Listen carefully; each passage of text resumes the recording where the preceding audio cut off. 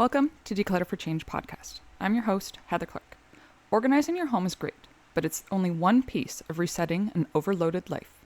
We're tackling the visible and invisible clutter, draining your mind, body, soul, and home so you can stop surviving your life and start building the one you actually want. In the episode, I'm joined by artist, author, and intuitive style expert Maggie Minor to discuss how to transform your physical workspace into a three-dimensional vision board that aligns with your future self, why mass-produced decor drains your creative energy, and how to stop letting corporate conditioning dictate your environment.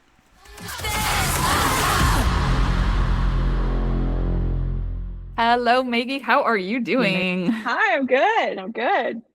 Awesome. How are you? So I just wanted to, when you had messaged me about what it is, because, I'd obviously put a post saying, hey, I'd like some guest podcasts, because a lot of the things that I'm asking guests for is for things that I have done for myself to help myself with my own life and stuff like that. So I was like, but I'm not the expert on these things.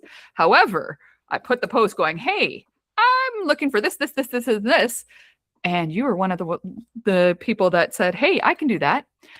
And the thing that really caught my mind or my eye or whatever, ooh, I really like the looks of that, or I really like the sounds of that, is when you were talking about the 3D vision board.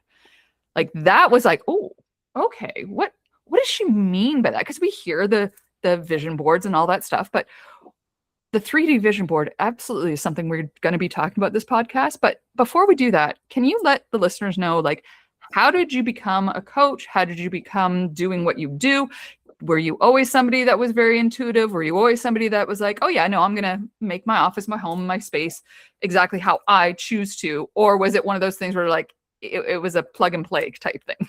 No, it was definitely a life lesson. A couple of life lessons. Yeah. No, I can tell you the genesis of where this all started.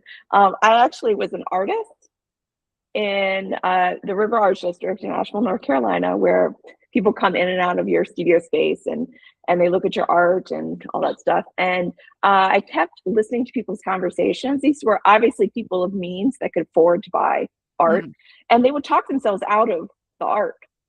And what I realized is that they didn't understand the importance of what you look at. Mm-hmm. That because they were feeling joy when they were looking at it, like their whole face was beaming, and then they would talk themselves out of it. And I'm like, well, and then they would say, oh, well, I already have something on that wall, or I already have something. But I'm like, but what do you have on that wall? Yep. You just have like an IKEA. Yeah, exactly. Poster, a typical $20 IKEA frame with the typical, yeah. Yeah, my mind was just spinning as I was listening to these conversations. I'm like, what are these people telling themselves? And it kind of spun from that. So I started having conversations with people, and I started playing around with my own space. And at the same time, I was discovering, the secrets and all of these other law of attraction things. And I just started writing notes, and then eventually I wrote a book. So there's a 5-step process in the book, which really digs into how do you make your home into a 3D vision board. So that is fantastic. So yes, yeah. Listeners, I will make sure so she gave me the links and everything like that to find her and socials and her website, and that to get that book is right on her website. So I have that, and that will be in the show notes. So when you say a 3D, so when we were discussing that, we're talking because listeners, a lot of them are business owners. A lot of them are entrepreneurs, or they have some sort of space within their home. So we're going to, this episode, probably go more about the office, because that is the space, minus as of recording today, I am not in my office because there was renovations, as I discussed before recording, that my landlord is doing renovations down in the basement apartment. So I had to move myself from the actual main area.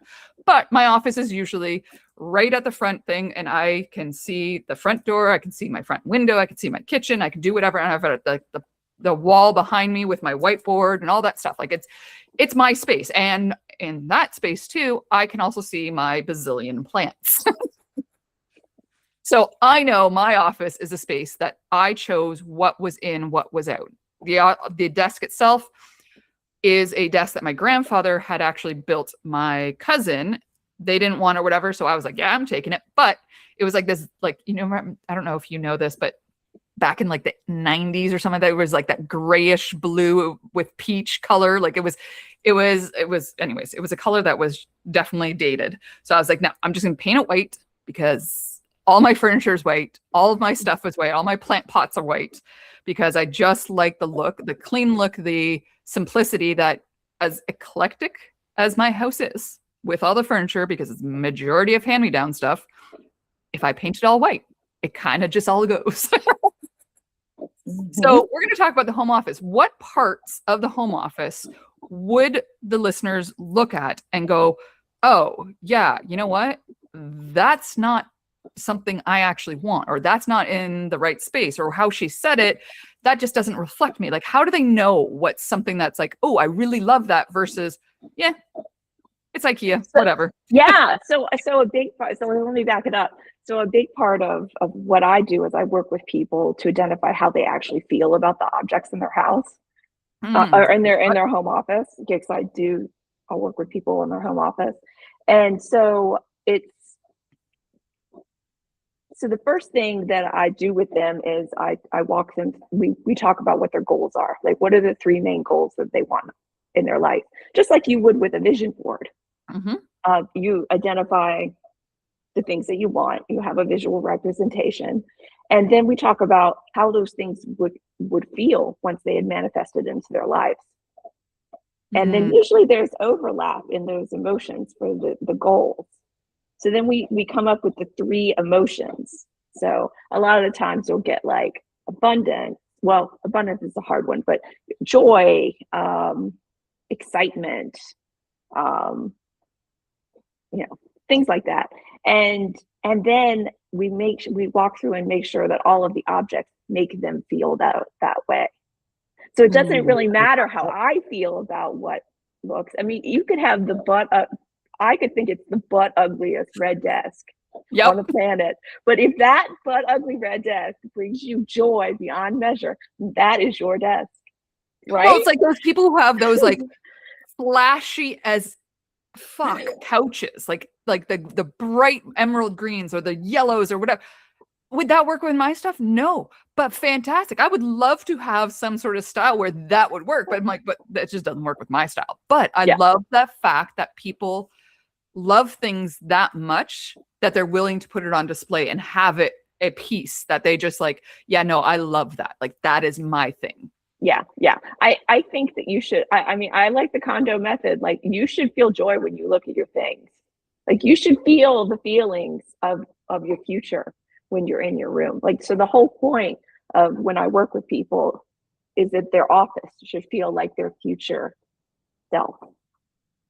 They should, it should feel like how they would feel if they're, when they're, I don't know, when they make $100,000 a year doing X that they freaking love, they should always have visual anchors all around their office that are reminding them of that feeling, but not reminding them, like, there's a tipping point, but not reminding them that they don't have it yet. So what is that? There's an edge. Balance. I was going to say that's a balance for sure that they've got to take, because like vision boards, it's great to have your vision board and blah, blah, blah. And you see all these, like, how many times I've gone to like a business event or whatever, and they're getting you to do like, oh, what's your dream, income, or what's your whatever, blah, blah. So you put a number down, but then all of a sudden you're like, well, yeah, but that feels so far away. Like, that doesn't even feel like it could happen. Right. Whereas, something that is tangible in the house, but what is the balance? Like, what is too much and what is not enough? Yeah, exactly. And that's what that's where you have to just talk through with people. Yeah.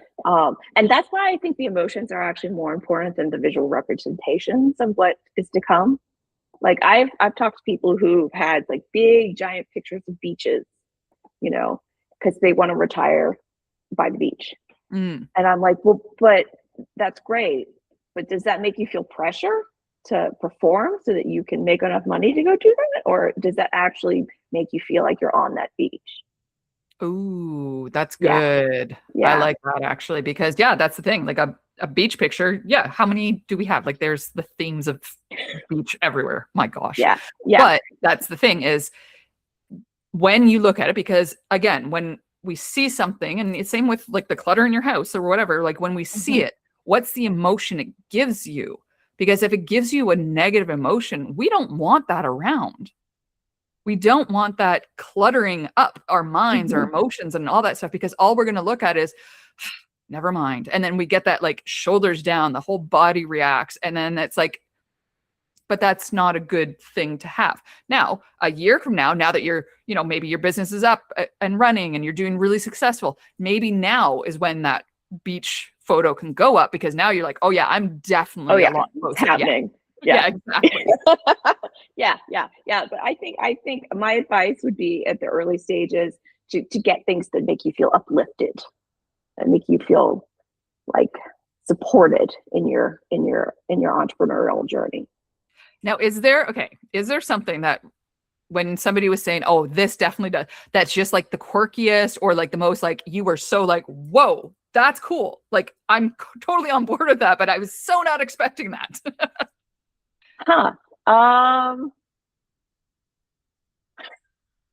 I did a podcast where a guy pulled out, we were talking about his office, and he pulled out this cartoon character that was a stuffed animal, and he said, I have this in my office because it makes me laugh.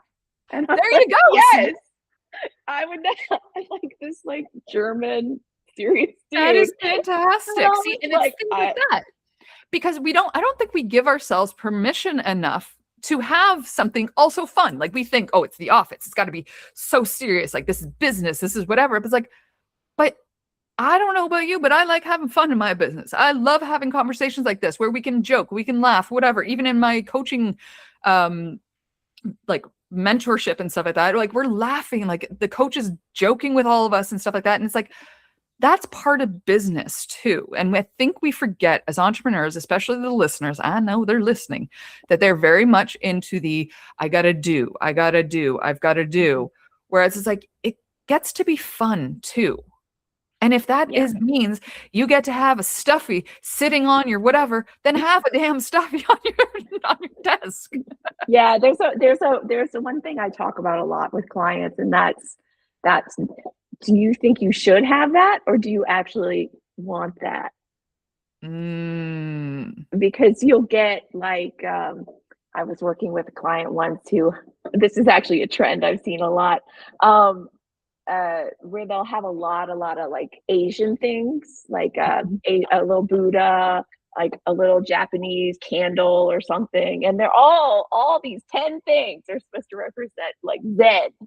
Yep. But it's cluttered. And I always had this moment where I pause and I make them put them all out.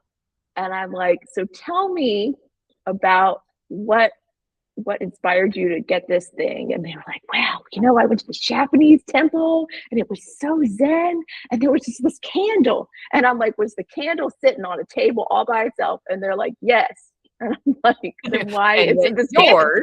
Yeah. Why isn't there one candle? So, it's interesting. People are sometimes they overdo something because they think they should. But that's the whole idea is it's like you said, like, should you have it? Do you actually want it? Or do you just think because it's a trend or it's I saw that this guru had all their setup. Listen, sometimes I have seen backgrounds that look real, but they're just a green screen. Yeah. And sometimes, especially with the Zen thing, I suspect that those people are scared that they are scared to feel the feeling that they would actually feel if the candle was sitting there alone. Ooh, why do you think that? Because people are attached to their clutter. Because the clutter is a reflection of what's going on in your mind. And if your mind is that busy trying to find Zen, that's why you have the 10 things, because your body, you're just doing circles in your mind. Like, where do I find the Zen? Where do I find the Zen? Where do I find the Zen? And then if you just take away all the stuff and you actually have the candle that represents Zen all alone, then they have to deal with all of that negative space, because then all of the evasive thoughts Mhm. come up. It's just like when you're decluttering your mind, when you're doing meditation work. If you quiet your mind, and then you have to deal with all the stuff you haven't dealt with, the Yep. emotional stuff. And stuff is the same thing. Well, Stuff and is something a like that, but I collection. know in one of the Yeah. podcasts that I just recorded today as Mhm. well, we were talking about the fact of sometimes it's also just the quiet. Like you're so busy, you're so like, oh, got to do this, got to do that, got to do that, whatever, that you don't intentionally put calm time in between because we're afraid that, well, I might miss something or I'm not productive enough. I'm not whatever, Mhm. etc. And it's like, no, but you are aware that you're also clearing stuff out when you are quiet, when you are in that space of doing nothing. That Mhm. also clears out because when you're in that space, not doing anything, not being busy, not scrolling, not, Netflixing or anything like that, you get, like you said, you get that mental part and then the emotions come and you're like, oh, now I can deal with this. Okay, gotcha. Now I can journal about this or now I can meditate on this. I'm not usually a meditator. I was actually just saying that I am that one person, and it took me a while to actually be able to sit down, I had to do guided meditations. And even then I was like, every time somebody ever said in the guided meditations, visualize, I was like, and I'm out because I cannot visualize anything right now. I am what they call, I think it's called aphantasia or something like that, where you literally like people can see, like close their eyes and visualize a like red apple. I'm like, it's a black screen. Mm. So for me, being that calm, being that space, I was like, yeah, it just frustrated me. But I did find my thing, which is why I have them in my office too. Every once in a while, I'll do a little tea light and I just stare at the flame. I And love that it. that is my meditation. I'm my eyes are open, cool. But that's my Yeah. meditation. That's my intentional, like slow down time. That's my intentional, like this is my time to clear out the mental to see, like, okay, I'm feeling like, because I can feel it. Like I'm sure you could too, and listeners listening, like you can feel when your body's like in the go, go, go, and then all of a sudden it's like you're almost like you've had 20 coffees and you're like, yeah, no, I need to calm down. Yeah. So Yeah. yeah, No, so I that's what love I that. use tea lights for, and they're in my office. So Yeah. See, that's you just need something simple. yep. Sometimes it's just the answer is really simple. And just to back up, so that's part of the reason why I have people just pick the three emotions, because Mm, it streamlines what they can have in their office. Because a lot of the time people clutter their offices with a lot of mixed emotions and messages. mhm. So if you can streamline, then it streamlines your business. That's fantastic. And Mhm. it does make a difference because, again, a home office is supposed to be, yes, we go in, we go to do work, or me, that's my like screen for watching something. So that's my home office is really like dual. But again, it's something that, the intention I find is a big thing. And when you have the intention that, oh, I'm going to get like, I'm going to have this for that, and I'm going to have that for this and this, and you have like 20 different things, it's like you're spreading yourself so thin. Do you even have enough energy or intention for your actual work, for your clients and all that stuff? So Mhm. like streamline it, like you said, like just taking those three emotions, just taking those things and decluttering everything else, all those trinkets and gizmos and gadgets and knickknacks or whatever you Mhm. want to call them, tchotchkes or whatever. Yeah, and I've been in a situation where I even had a really small studio apartment where literally my office was, I took my bag out. I was working remotely. I took my bag out, I pulled out my computer for my hours of work, and then I put my bag back. So Yep. I had to work around that, and there's ways to even do streamline that. But sorry, I interrupted you, I think. Oh no, that's fine. Hey, listen, this Yeah. podcast is all about interrupting. It's we're talking, we ask questions, we do Yeah. whatever. It Yeah. is fantastic. One of the things I do want to actually know is, I know you were like saying like two of the words, but is there like like one word in particular that is just so common with all of the clients you've ever worked with and everybody that you've kind of done whatever? Is there like one word that's like, I hear this all the time, like for the emotion I'm referring to? Well, I think a lot of uh, it's I but I need this. And Okay. they're not able to articulate why they need it. They just think they need it. They don't know why, but they Yeah. just think they do. Yeah. It's like they haven't even thought through it. So a lot of the time, I've caught myself doing that. I mean, I'm human. Yeah, I mean, exactly. so I mean, when it happens, when I make clients do, and I actually do for myself too, is I'm like, okay, so we're gonna put this to the side, and you're gonna take time, and when I leave, and you're gonna figure out like why you think you need this, like what does this represent to you? Yep. Because sometimes I'm asking them questions and they can't even articulate. Yeah, because Because they haven't probably slowed down enough to actually ever think about it. They just go into the, like you said, like we were talking about earlier, they just think that they need the next best thing, or this person said that, and oh, you need a water fountain, like a water fountain or whatever for your office, for the energy of that element, and this and that, whatever. And it's like, yeah, but do you want that? What is the purpose of it? Is it in the right spot? Is it in the right, like whatever? Like there's so many factors that it's like, yeah, who gave it to you? Yeah. That's a big one. That is a big one. Yeah. Even in my things, like so many people keep things because, well, you know, my great aunt gave it to me, who gave it to so and so, who did that, and it ended up in my house. And I'm like, but do you even want it? Like, well, I'm like, you are aware that I'm pretty sure your great aunt, who is no longer with you, is not thinking about that item. And that fact, if you do give it away, your great aunt is not saying, well, I'm going to curse you. Yes, exactly. Like, it's one of those things where it's like I get it. People like antiques. Like there's certain people that do antiques and, you know, whatever.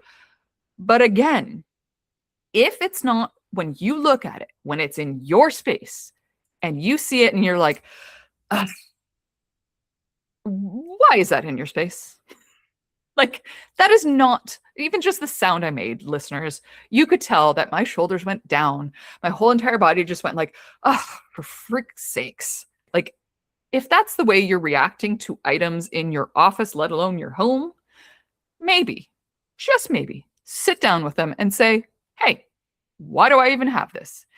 If it's out of shame, out of guilt, out of obligation, I give you permission today, as does Maggie, that you can let that item go and replace it if you want to replace it with something that brings you actual joy or that actually matches your decor. Because that's another one I find is people keep things, but they kind of keep it in the back because it doesn't really match the decor or whatever. And I'm like, are you serious? I'm laughing. Yeah. And I'm just like, you are aware that it is okay to let that item go. And yet, people still keep things. As listeners are probably looking, and I bet you there's at least one person that has just looked around their place and just found something and they're like, yeah, that I know that's the item. So, listener, today I give you permission to let it go. Goodbye. Donate it. Give it to another family member if you need to keep it in the family, whatever. I'm sure there's somebody that loves it. But if you don't, it's okay. And also, you know, this is a good intro to a big point that I did. This is a big thing I work with people on, is that you have to create space. You have to get rid of old things from your old life in order to create a new life. And that goes with your mind. Yep. All the four pillars, all the four pillars. But it's with your stuff too. 100%, because your identity needs to also, like, you need to let go of the old person who was that person that kept the clutter, or was the person that was in that relationship, or was that person, like, you know, there's one of the ones that I've dealt with too is, you know, it was a new mom that was struggling to let go of the identity of being that, like, you know, that single person or that couple, because they were a couple before and then you become parents or whatever. Those are three different identities that person was not willing, like before working with me, was not willing to let go. And I was like, you are no longer, and it was okay. You are no longer that single person. You are no longer just the couple. You are now a family. And then you could tell, like, oh, the tears were rolling and blah, blah, blah, because I was like, you now get to do family stuff. You don't have to change your entire life. Like, having kids does not mean your life is like thrown out the window, whatever, etc.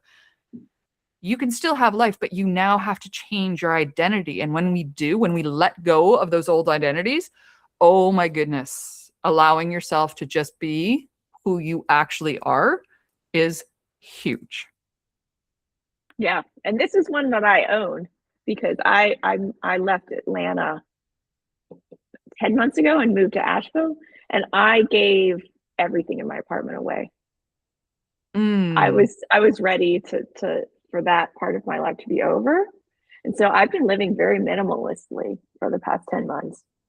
That is And fantastic. there's a lot of stuff that's come up for me. Yeah. Mhm.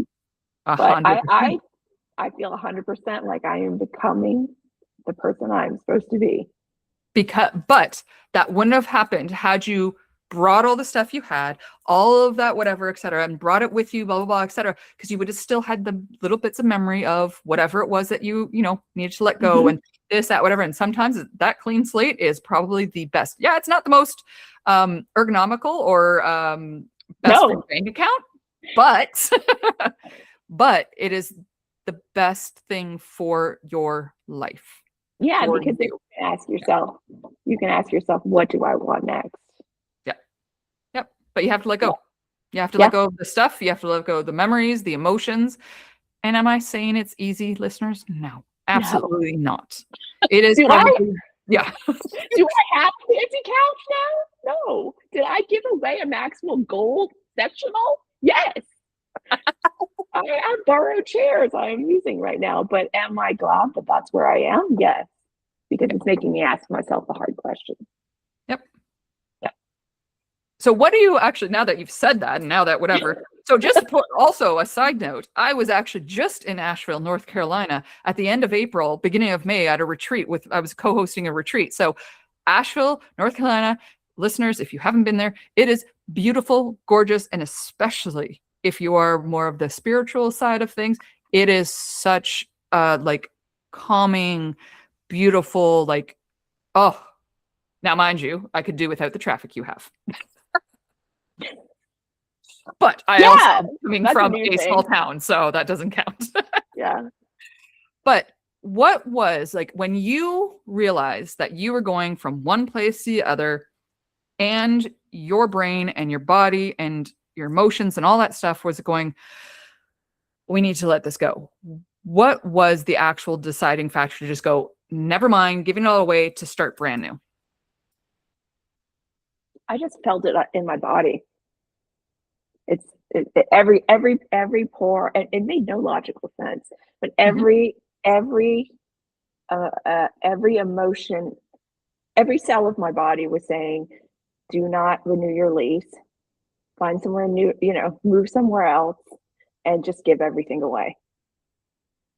What a scary thing to have like, go, wait a second, am I going crazy? Do I need to be committed? Like what? Who does this? I mean, I do have a storage unit in here that has like all my, like, I call it my grown-up furniture, all my antique stuff from when I owned a house. So I do have some stuff, but I don't have it in my current place.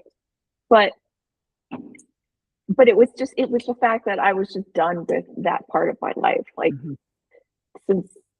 some pretty heavy stuff had happened to me in Atlanta, and so I was just ready. Nice. To not have those reminders.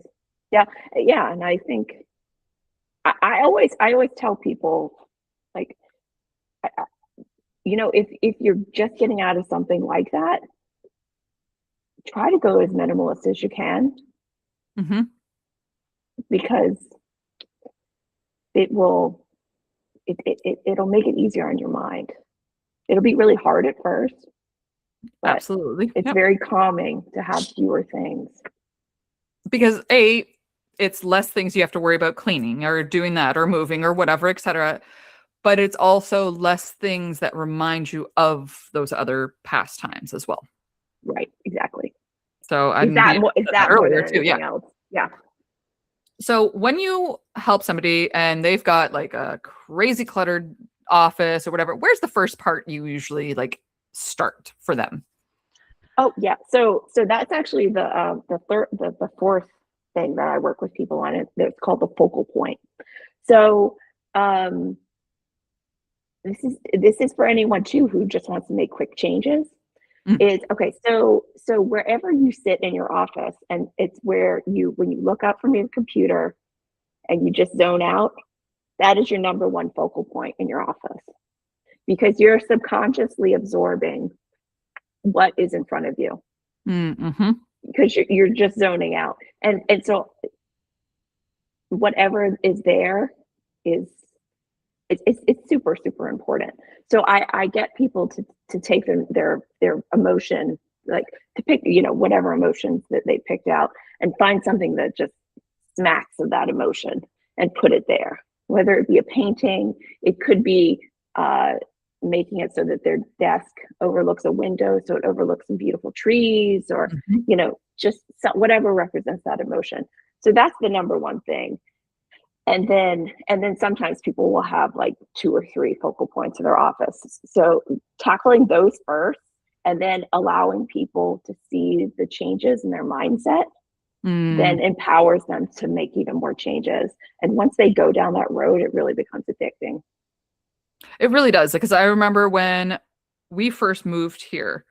First of all, I'm somebody who moves furniture around like crazy all the time, constantly, because again, energy changes, therefore my furniture needs to change, therefore whatever. Like my son just changed rooms at his dad's to a bigger room. So he's got a big space that he was like, oh, I'm going to get this couch, blah, blah. And I'm like, we've got this extra couch here. Just take it. He goes, you'd let me do that? I was like, yeah, I was probably going to give it to one of you or your sister later anyways, because it's a beautiful couch. My aunt and uncle gave it to us or whatever. And I'm like, it's just an extra couch. We still have an L-shaped couch, but where this was, and I was like, you know what, just take it. And it makes him happy. It cleared that space for me. And then of course, I'm the type of person, like I said, I move things around like crazy. But when I first moved here, my office was like at the very front. And I had the openness behind me, but I got to see the window. And I was like, no, this doesn't, like, something about here. So I turned my desk this way, and then I turned it that way, and then where I am now, because of, like you were saying, the focal points. Well, I have, as soon as I turn right, I have my big window. I have my plants there because it's the biggest window in the house. It's where like the south sun comes in. So majority of my plants are there. Well, as soon as I turn there, I'm smiling because I love my plants. I love the fact of whatever. And then it turns into quickly, did I even water them? But besides that, but that is such a good thing to be like, no, where are your focal points, and make those like that energy, that emotion to actually like want to be there. But for me, like I said, I had to switch mine around to even get it to where it is now. And that's Yeah, okay. and it's ever evolving, exactly like Oh you yeah. were saying. Like Yeah, it's so yeah, evolving. Like life happens, this happens, whatever, like so many different things. So when you change yourself, your environment usually changes too at some point. And that's usually where I say, like, when the old version meets up with the new version of you, that's when the clutter happens. So that's when the change is happening too, because it's like, oh wow. yeah, I've got to now learn to let go of my old furniture, my old office stuff, my old identity, my old thoughts, the way I did business or whatever, because now who I'm becoming would do things differently. So what part, like it's so jumbled up together that you have to go, oh, okay, now I have to slow down. I have to slow down enough that my mind can think about what is it that I actually want? What does future me actually want? And where I'm sitting right now, can I get there with all this stuff around me? Probably not. Yeah, I love that you have plants as your focal point. Oh yeah, like plant. Yeah, Well, first of all, if yeah. you actually, listeners, I wish I could have had my office, because right now I'm in my son's room, but my area, and it's the brightest room too. So I always Mm. have like the beautiful daylight. I always have like there's windows everywhere. So it's definitely a spot where I'm like, okay, this has to be. Yes, it's open, and yes, it's right by the front door, but also as a safety precaution too, being by the front door, I'm okay with. So, but yeah, and that, like, so do you find that there is something that is usually in, besides the desk and the computer, that is in everyone's office space that has been one of those like negative ones, and then one that is a positive item to always have? Um, I don't have a generic. I don't have a like one size fits all. I'm sorry. Don't apologize. Yeah, I'm fine with the not one size fits all. I get it, not one size fits all, but I just wasn't sure yeah. if there was like something that you always see people always having, and you're like, yeah, no, we should probably not have that in a home office. And then things that are like, yeah, we should probably actually put something like this in the home office. I think the biggest thing that I notice about home offices is they just tend to be really generic. Mm, Yeah, gotcha. and so really trying to personalize them, because I mean a lot of people are coming from corporate Yeah. something, you know, and so Yep. you having your like rah, rah, you know, cubicle. Yep. And yeah, I mean, I was one of those people too. And so you think that work, like we were talking about earlier, it should be serious and it should be, you know, all spreadsheets, and, you know, whatever. But law of attraction, you know, you're gonna, you left your corporate job For so a that reason. Exactly. you can experience joy in your work, presumably. So so it's really talking people into making them more personal. Um, And no and matter talk, how crazy, quirky it is, too. And that's the thing. Like, so many people are so afraid to go the quirkiness way because they're like, oh, well, somebody might judge me or somebody's going to make fun of me or whatever. Do it. Have fun. do it. Yeah, Like, yeah. do The other it. big one is it's original art. That's one of my that's something I try to push people on a lot. You know, don't get generic art, because I always ask them. You know, they're like, oh, but I really love this picture. You know, the one of those ones that you've seen like 1,000 times. I'm Yeah. like, but do you think of yourself as generic? Usually I'm nicer when I say it, but you know, Like, usually I'm a little nicer than this. Yeah. like, I mean, are you a generic? Like, are Yeah. you in 1,000 offices? Like, you know, what? Let's find something that feels like you. Yep. Well, and Yeah. that's so I know so it's right beside my office. So where the couch is and just above that are 3 paintings that my kids and I did. And it was just the what is it? The knife painting. So you put the paint on, you scrape it down, and then you scrape it to the left and right, and then up and whatever. And it was just that. And I love those, because the one painting, which was my son's contribution, was him going, scrape, scrape, scrape. Okay, I'm done now. Meanwhile, this thing is like 3 feet by 4 feet, I think, of that. Each canvas is that, whatever. And I'm like, dude, I wanted it filled. Because, yeah, that's all you got me. So for me, it makes me laugh because I'm like, I have the story of the fact that my son was like, yep, yep, yep. I'm like, but Yeah. I still got him. I And love my daughter helped and it. whatever. So, You know, it's original art. yep. You know? And it's original art because I promise you, nobody else has this. Right? Yeah. And it Yeah. actually goes with the colors that like I chose purposely the colors that go with all the decor anyways. So I was like, yeah, no, cool. And could I change it up later? Sure. Do I want to right now? No, because I still, like I said, it brings me the joy to remember that story. Like we laying everything out in the kitchen, doing all that stuff. And that's my son just looking at me going, yeah, I'm done. Like, this is my contribution. You're lucky you got that.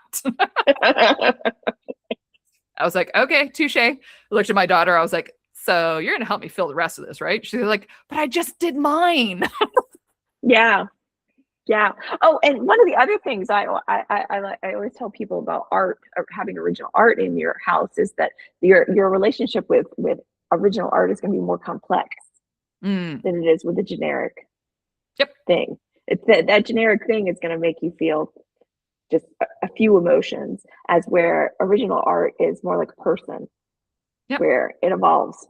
Well, like you were saying at the very beginning of this podcast, like you would watch people, oh, I love this art. Oh my God. And you could see in their body language, you could see it in whatever. Like I bet you some probably even had tears in their eyes and stuff like that. And yet they talk themselves out of it because oh, well, it's too expensive. Oh, well, I already have something on the wall. I already do. But bring something like that, listeners, if you're listening and you have done this, by all means, it's okay. No blame, no shame. Go back and get that art, or go find something that really does bring you that absolute joy, the happiness, the whatever it is that makes you smile as you're sitting at your desk, because we don't always love what we do when we're sitting at our desk on our computer. Some days we want to throw the computer across the room. But if we put that painting or those plants or whatever is in your focal point, put it in your focal point, you look up and you're like, okay, yep, no, I remember why I'm doing what I'm doing. It's a reminder, a positive reinforcement of, oh, right, the person I want to be says it's okay that I spent the money on that art. It's okay that I, got rid of the other one. And now I'm going to continue doing whatever it is, even though, like I said, sometimes online work or sometimes just work at home is not always the most fun. So if you can make your office a little more fun and a little more you, it works. And you are worthy of original art. Yes. So on that note, so when it comes to making their space, like like you were saying, the 3D visual part of who you want to become, are there some tips or anything like that you would give people for their mind, their body, their soul, and their home to really release anything and to allow something to come in so that they can make their home office more like them? Yeah. So I would say for the mind, decluttering your actual computer. So streamline your files, streamline what's on your desktop, because then you're allowing space for your analytical mind to work. Love that. It's my body. For your body, make sure that where you're sitting feels comfortable. So a lot of people, some people are very tactile. I am. So making sure that that when you have your hands on your chair, that feels really good to you. I like that. Actually, I never even thought about that. I just have my son's old gaming chair, so I'm like, whatever works for me. Yeah. But yeah, whatever works for you. Like, I don't work in a chair; I work on a sofa. Oh, there you go. Perfect. Yeah, exactly. I've even bought, desks and ended up just working on the sofa. So now I just don't even bother. And then my soul,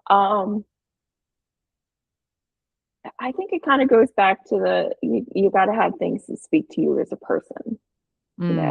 What really ask yourself the hard questions, like what really makes you want to get up in the morning? What really makes your soul feel joy? And I don't think most people ask themselves that. No. Yeah. I can guarantee you they don't. I've encountered a lot of people are like, okay, but what do you want? And they're like, well, I don't know.